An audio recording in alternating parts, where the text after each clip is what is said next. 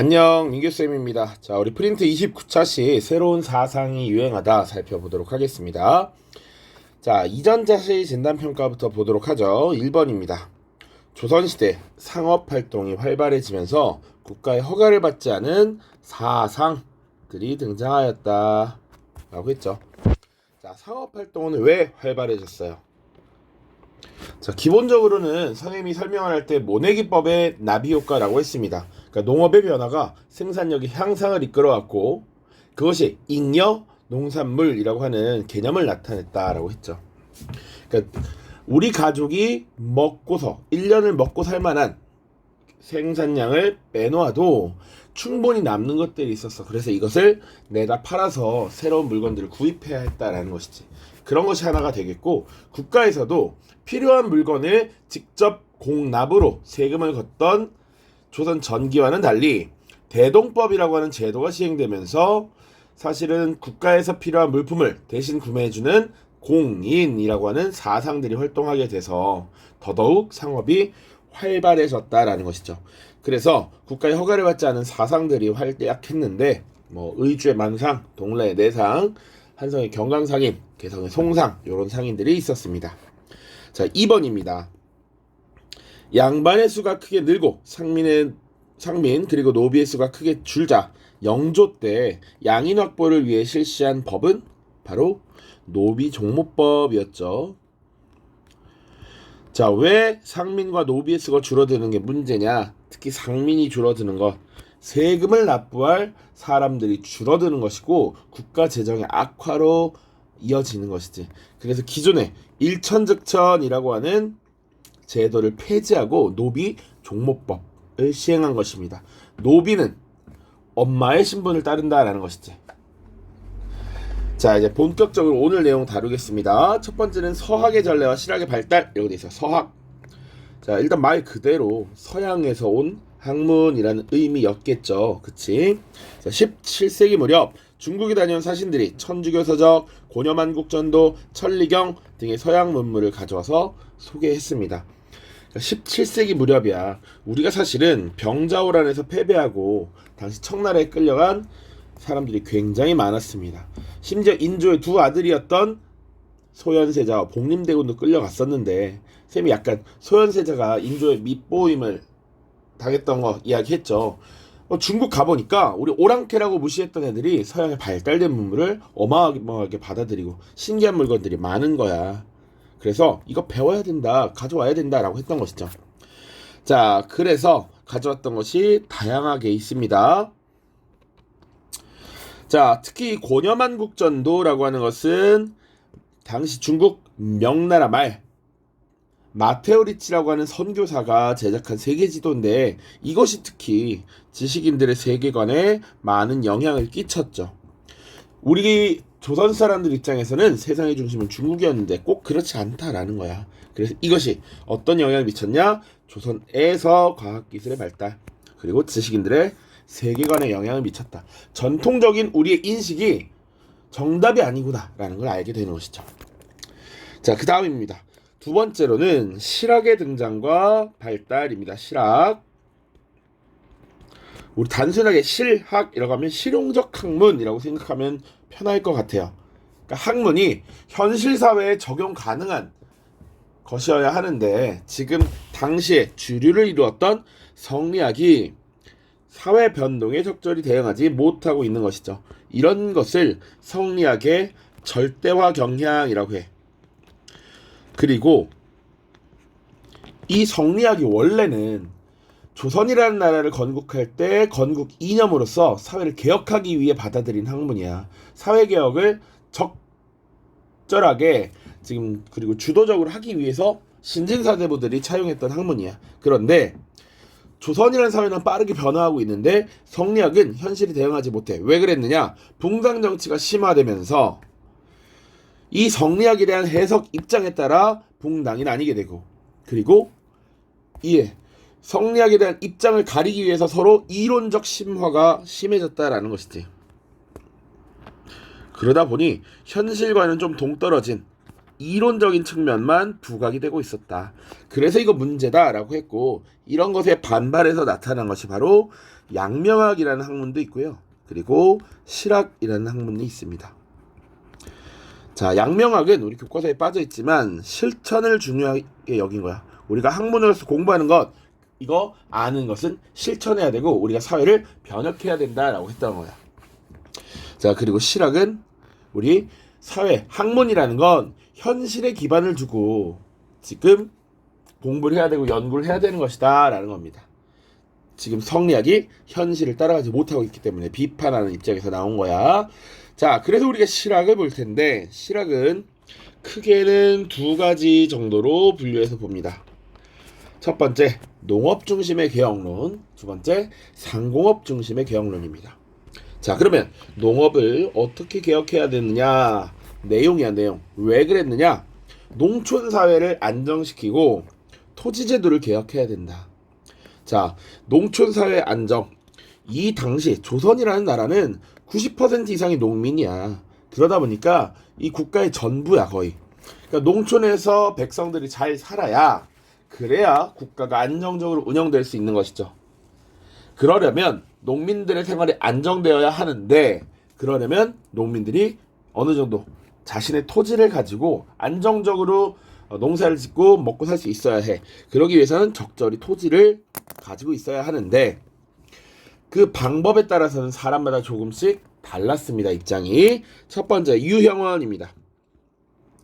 유형원은 균전론이라고 하는 것을 주장해. 여기서 전은 밭 전자로 토지를 의미해. 농사 지을 수 있는 땅을 의미해. 그럼 균전론은 땅을 균등하게 나눠준다라는 의미입니다. 균등하게. 근데 모두 다 똑같이 나눠주는 건 아니고 신분에 따라서 신분별로 균등하게 준다라는 거야. 신분에 따른 차등적 분배입니다. 양반은 뭐 A만큼, 농민은 일반 상민들은 B만큼, 이런 식으로 차등을 줬다. 자, 균등의 의미는 신분별로 양반은 양반끼리 균등하게 이렇게 주는 거야. 헷갈리면 안 됩니다. 자, 그 다음 이익입니다. 이익은 한전론이래. 토지를 제한해야 되는데 그 제한해야 되는 토지를 영업전이라고 하고요. 영업전은 판매를 금지해. 왜? 이 농민들이 최소한의 생계를 유지해야 되는데 내가 가진 땅을 모두 다 팔아버리면 생계를 유지할 수 없다라는 것이죠. 그렇기 때문에 최소한의 토지, 최소 생계를 유지할 수 있는, 생계를 유지하는 데 필요한 땅은 팔지 못하도록 영업전으로 설정한다. 그래서 영업전은 못 팔게 한다. 이게 이익의 한전론입니다. 자, 그리고 정약용의 여전제는요, 공동농장, 공동경작 제도입니다. 마을에 공동농장을 설치하고 공동으로 경작을 해. 그래서 기여도에 따라 몫을 분배하는 겁니다. 자, 공동농장이라고 하면 우리 집, 너네 집, 쟤네 집 다 같이 가서 농사를 짓는 건데, 이걸 똑같이 N빵, 소위 N빵을 하면 누구도 열심히 하지 않는다 이거야. 그렇기 때문에 지금 그 집에서 기여한 정도에 따라 생산량을 나눈다. 그러면 어쨌거나 전체적으로 많이 생산돼야 되고 내가 열심히 하면 많이 얻을 수 있기 때문에 생산 욕구도 높일 수 있는 것이죠. 그래서 이 셋의 토지 제도 개혁론 잘 기억을 해야 합니다. 자, 그 다음 상공업 중심 개혁론입니다. 자, 상공업은 기본적으로는 상업과 수공업의 합성어라고 보면 돼. 상업과 수공업이 함께 발전해야 된다, 개혁되어야 한다라는 것이고요. 내용은 청나라의 발달된 문물을 받아들이고 상공업을 진흥시켜야 된다라는 얘기야. 청나라의 문물이 과학기술, 서양의 과학기술이 많이 유입됐기 때문에 그랬던 것이고요. 자, 기본적으로 이 토지 개혁을 주장했던 농업 중심 개혁론은 토지의 분배라는 거를 핵심으로 여겼습니다.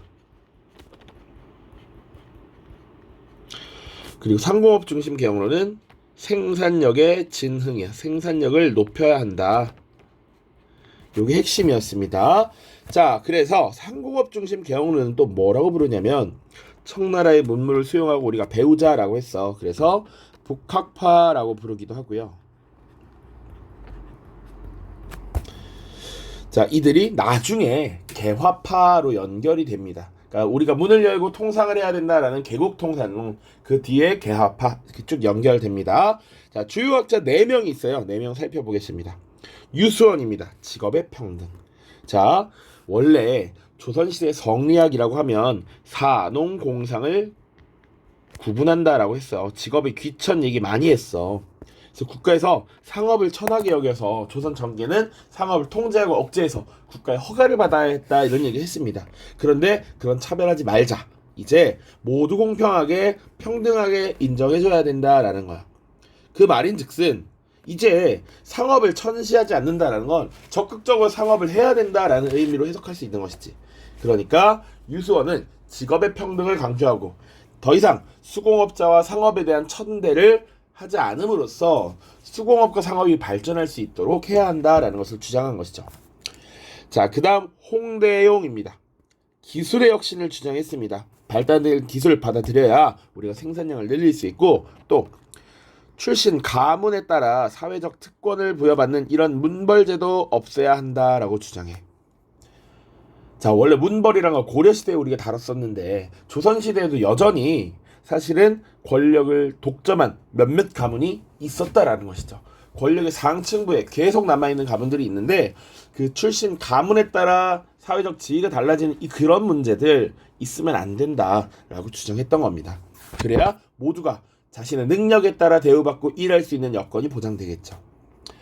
자, 그 다음 3번째입니다. 박지원이라고 하는 인물이에요. 박지원. 자, 수레, 선박, 화폐 유통이 필요하다라는 거야. 다 상공업의 발달이 필요한 것들이죠. 운송이라고 하는 거, 물자의 운송, 그리고 물자의 거래에 필요한 것이죠. 자, 그래서 박지원도 수레, 선박, 화폐 유통의 필요성을 강조했다. 그리고 이 박지원이 중국에 많이 갔는데 중국에 왔다 갔다 하면서 쓴 책이 하나 있습니다. 열하일기라고 하는 거 기억해두면 좋고요.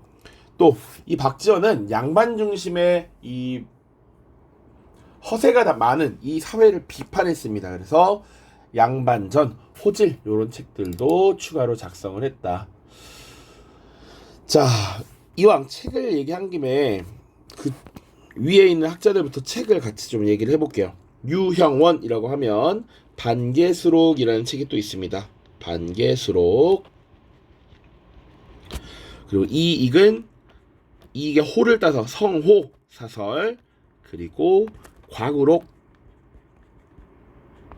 그리고 정약용은 진짜 많아. 완전 만능 엔터테이너에서 다방면의 책을 많이 썼는데 여유당 전서라고 하는 거에서 여전론을 주장했고요. 또 수령이 갖춰야 할 혹은 뭐 지방 행정을 지금 개혁할 것을 주장했던 목민심서 이런 것들이 있습니다. 자, 유수원은 우서라는 책을 썼고요. 홍대용은 의산문답. 우리 1학년들은 2022학년도 23학년도 3월 모의평가에 홍대용 지문이 나왔죠. 자, 그리고 박재간 미 책 붙었으면 북학의라고 하는 책을 썼습니다. 자, 그래서 박지원 상공업 진흥을 강조했고요. 박재가 역시 수레와 배의 이용을 주장했고 소비의 촉진을 통한 경제 활성화를 강조했습니다. 자, 소비라고 하는 거야. 원래 성리학에서는 또 근검절약해라라고 했어. 물건을 해프게 쓰면 안 되고 검소해야 된다 이렇게 강조해. 근데 소비하라는 건 검소하라는 것과 거리가 멀죠. 자, 그런데 이게 사실은 오늘날의 경제관념과 더 맞죠. 그러니까 지금 예를 들어서 코로나가 처음 생겨났을 때 사람들이 밖에 잘 다니지 않아서 소비를 하지 않아. 그러다 보니까 경제가 위축되니까 당시 정부에서 돈 쓰라고 뭘 줍니까? 재난지원금 주고요. 뭐 외식 쿠폰 주고요. 여행 쿠폰 줍니다. 숙박 쿠폰 줘요. 그런 것들 왜? 소비가 촉진되어야 우리가 기업이나 자영업자들이 이윤을 올리고 다시 물건을 생산하거나 개발하거나 아니면 직원을 고용하거나 이런 것들이 촉진이 되는 것이죠. 그러니까 소비를 해야 경제가 활성화된다. 요거는 지극히 당연한 얘기, 맞는 얘기인데 당시 조선사에서는 최초로 제기된 것이었다.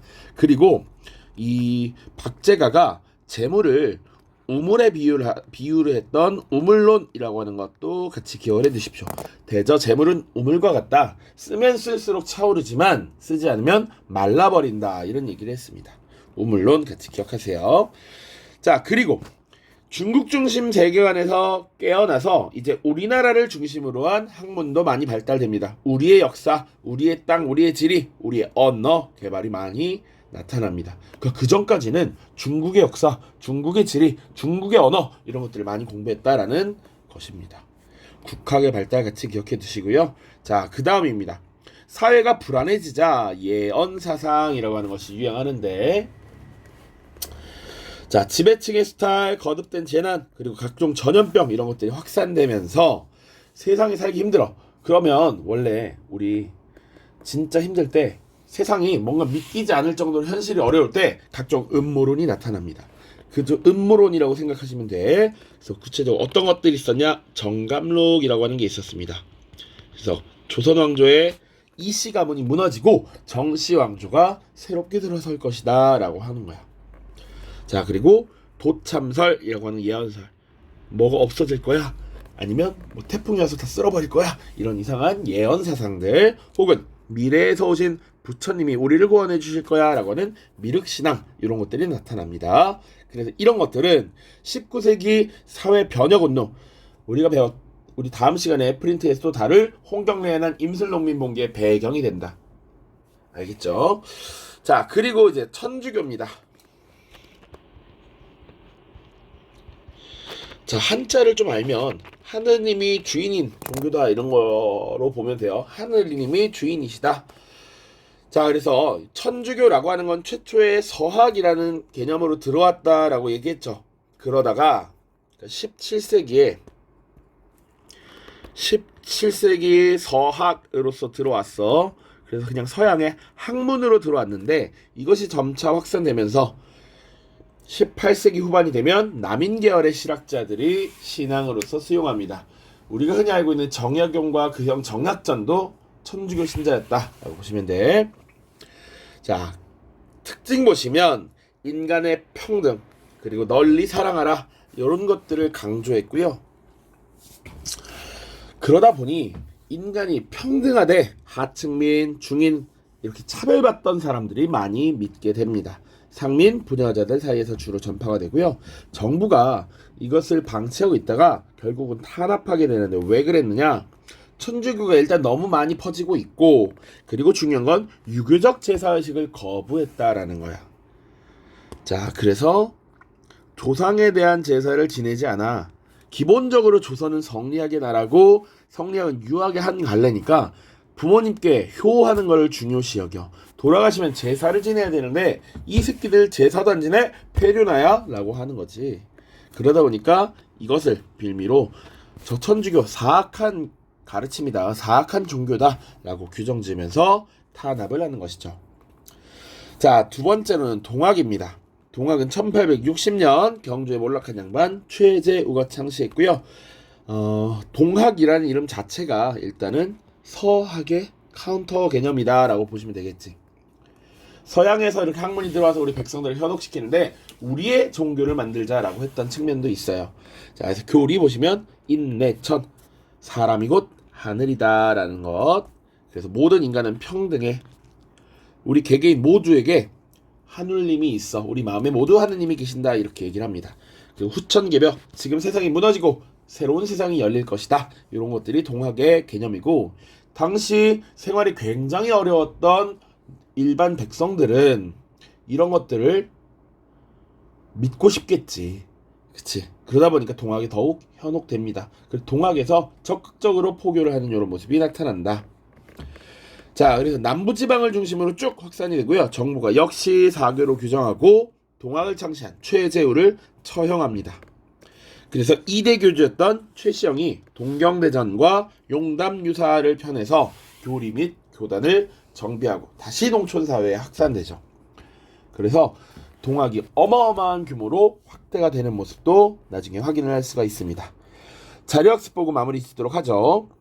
자, 다음 자료를 보고 빈칸에 들어갈 알맞은 말을 써보자. 대체로 재물은 비유하건대 샘과 같은 것이다. 퍼내면 차고 버려두면 말라버린다.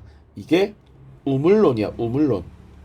자, 그래서 우리가 발달된 기예를 길러야 하고 기술을 발달시켜야 한다. 그 대표적인 책 북학의까지 힌트가 나와 있습니다.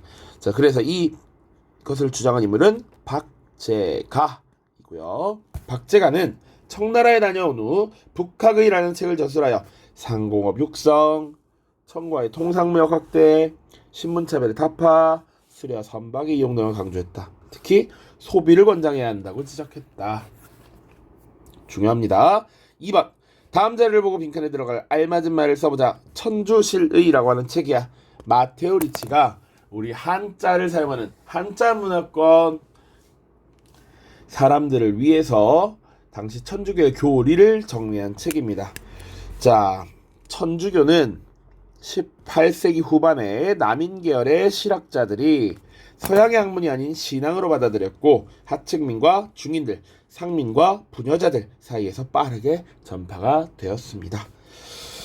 자, 요렇게 29차시 마무리하겠고요. 사실은 딱 봐도 실학 부분이 굉장히 중요하다라는 걸 알 수 있겠죠. 실학 부분은 각 개혁을 주장했던 학자별로 잘 정리를 해두시길 바랍니다. 30차시에서 만나도록 하겠습니다. 안녕.